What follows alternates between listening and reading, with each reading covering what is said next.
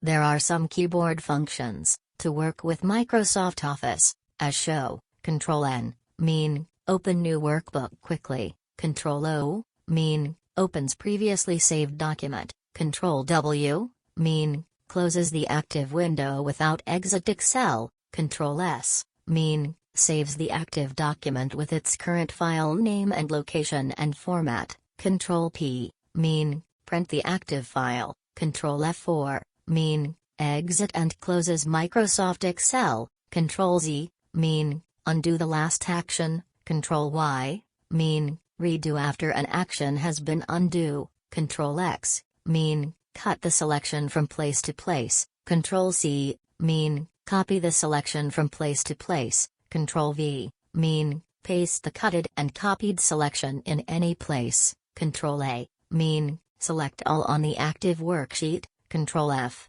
mean, find and search specific text in the active document. Control-B, mean, bold the selected text. Control-I, mean, italic the selected text. Finally, Control-U, mean, underline the selected text.